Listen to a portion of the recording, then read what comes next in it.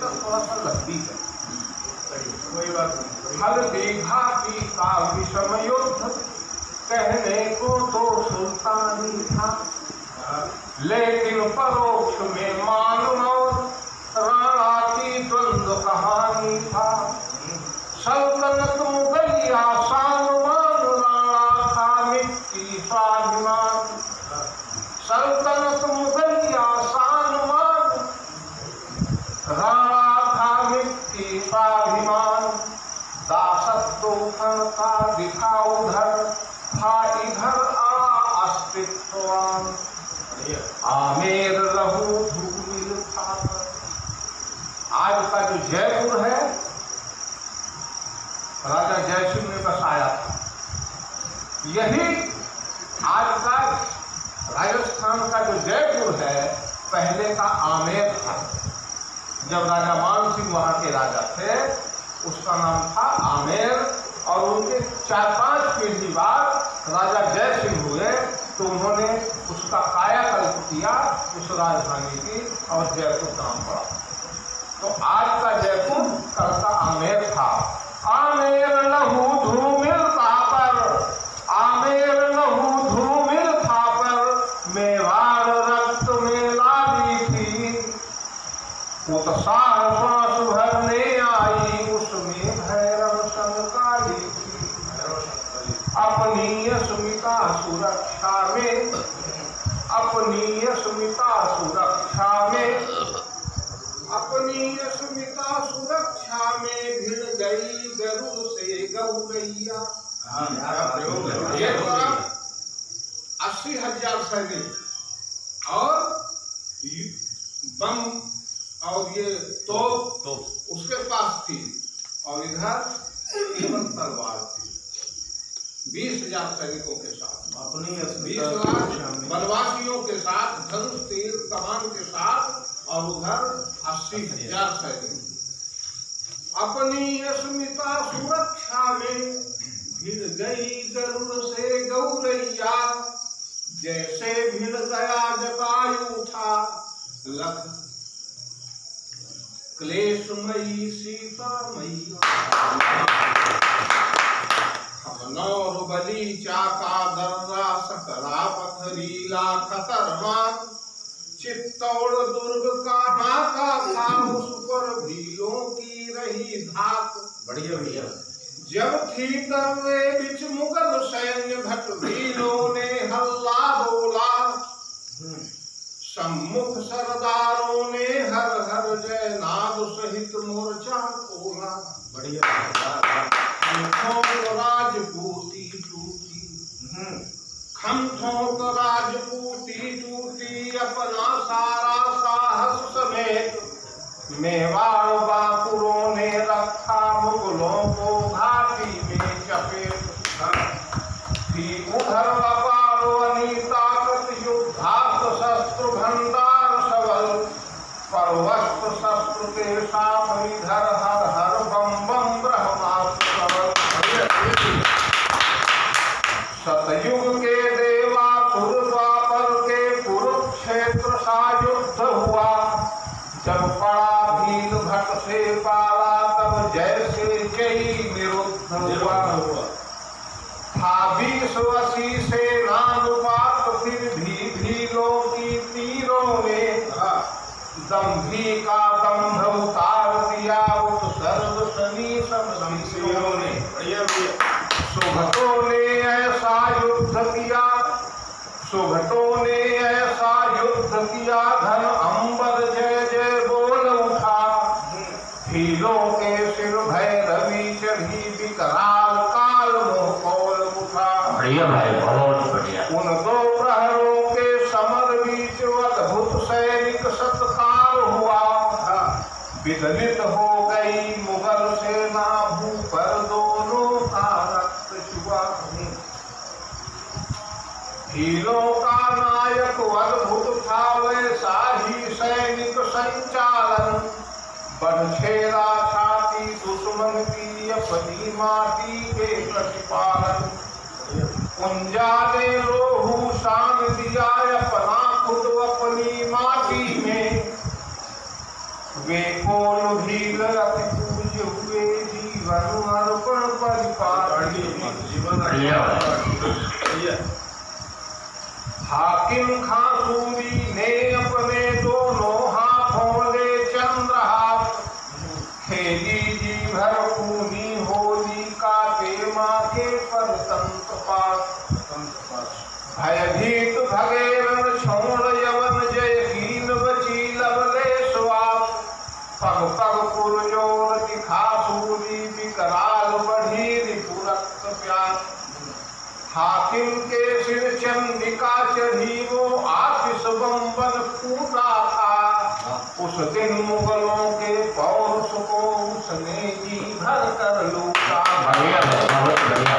राणा का साहस शौर्य देख फन शेषनाग का डोला था घाटी का कण कण अनुनादित जय एक लिंग की बोला था तुलजा का ध्यान किए राणा तलवार संभाल बढ़ाया दे रुंडों से मुंड अलग होकर जब नचे लगायन तक जागे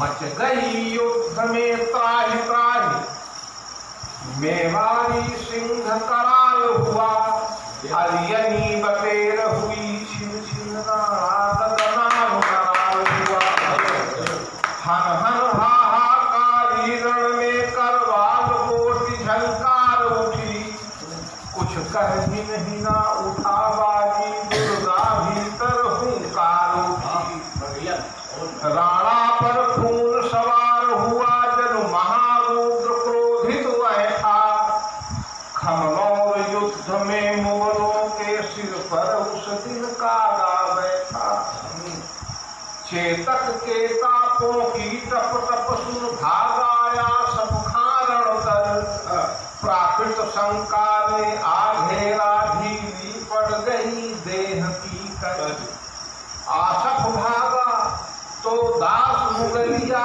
का चट चित्र उभर आया नाहर की आंखों में सहसा पौथी भर खून उतर आया बहुत बढ़िया कुछ सोच रास धीमी कर दी कुछ सोच रास धीमी कर दी हयग्रीव उड़ा नभ के पथ पर चटचंद्र समय में जा धमका था मान जहां तीरथ पर रथ घेर खड़े शैतानों को बैतरणी के उस पार किया सोनित पी अति कुछ दुष्ट हुई अरियवनों का उद्धार किया तक्षण हय ने विद्युत गति से तक्षण हय ने विद्युत गति से बैरी रथ का चक्कर काटा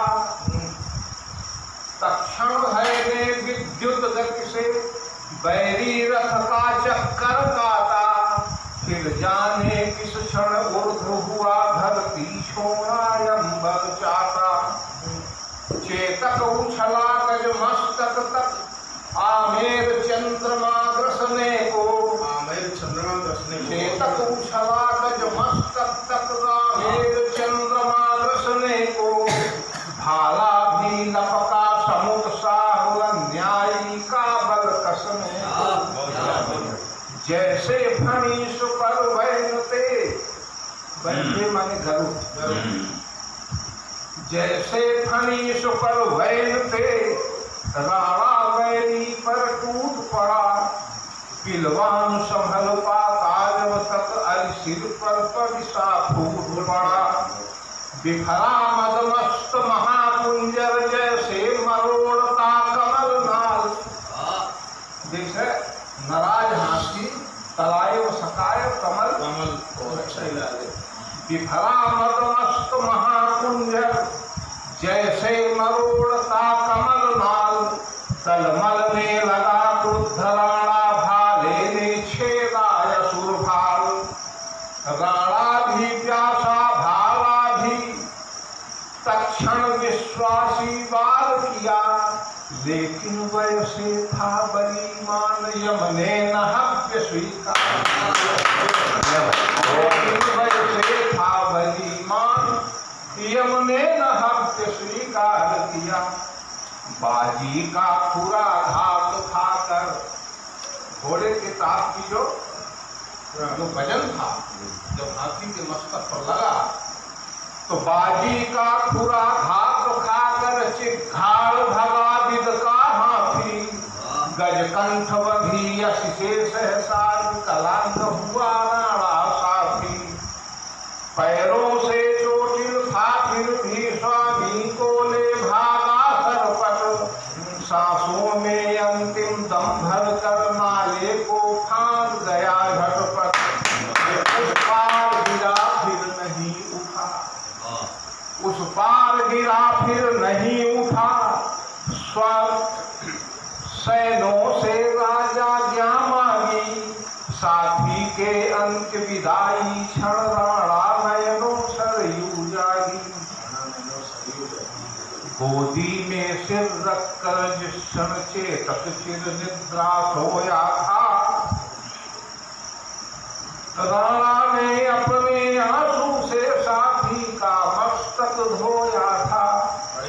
निर्दयी काल के हाथों में जिस दिन रण साथी खोया था, कहते हैं सिंधु वेदना में पूरे राणा रोया था। चेतक केवल घोड़ा भर था, कहने में कम तर लगता है। चेतक केवल घोड़ा भर था, कहने में कम तर लगता है। वह पूर्ण प्रशिक्षित सेनानी से भी कुछ बढ़कर लगता है। वह वैमानिक कौशल वाला संपन्न दृष्टि रणस्थानी था। उत्कृष्ट सुवीक्ष दिशा ज्ञानी समरांगण का सैलानी था। उसमें सुस्फूर्त चपल थिरकन उसके पैरों में पाखें थी। रण कौशलता यति गति कहती उसके पीछे भी आंखें। भाले में भरी यमोगी थी है प्रलयंकरी बलाहट था। राणा के युद्ध मनोरथ का चेतक प्रबुद्ध संवाहक था। स्वामी के दैन इशारे लखपल में होता नभ संवादी। उच्च श्रवा से सद्गुण थे चेतक था जय का अनुनादी। वह नहीं पालतू चौपाया रथ के संग स्वयं प्रवेता था। खुद जन्म भूमि रक्षा यज्ञ में दान हुआ नचिकेता था। बिन राणा के चेतक अचेत, बिन चेतक राणा आधा था। चेतक भावा संकुल प्रताप वैसा विधि बंधन बांधा था। बाजी में थी मारुत उड़ान, भाले में थी रंग शान। इससे कपता थर थर हरिदल के प्रताप राणा महान। चेतक चैतन्य सिपाही था भरपूर भरा योद्धानुमान। उस पर सूरज बंसी राणा लगता था विषकायन सुमान। उस पर सूरज बंसी राणा लगता था विषकायन सुमान। और ये कविता लंबी है, मैं इसका एक दो लाइन नीचे की पढ़े देता हूँ कि राणा ने जो किया। ये 200 लाइन की कविता है, ये नहीं पढ़ी जाती। इसलिए किताब तक लेगी खंड का आप पढ़ सकते हैं। नमन भूमि को है, नमन भूमि को पय पानी को है, नमन गुहिल सहिदानी को। और अर्घ सहित सतकोटि नमन गुरुगढ़ चित्तौड़ गुमानी को। अर्घ सहित सतकोटि नमन गुरुगढ़ चित्तौड़ गुमानी को। चित्तौड़गढ़ की जो गुमानी थी और जो गुहिल वंश की सहिदानी थी, उसने भारत को बचाया था। इसलिए गुहिल वंश की सहिदानी और चित्तौड़ की गुमानी ये भारत के संततियों के लिए नमन योग्य है, नमन योग्य है, नमन योग्य है। धन्यवाद।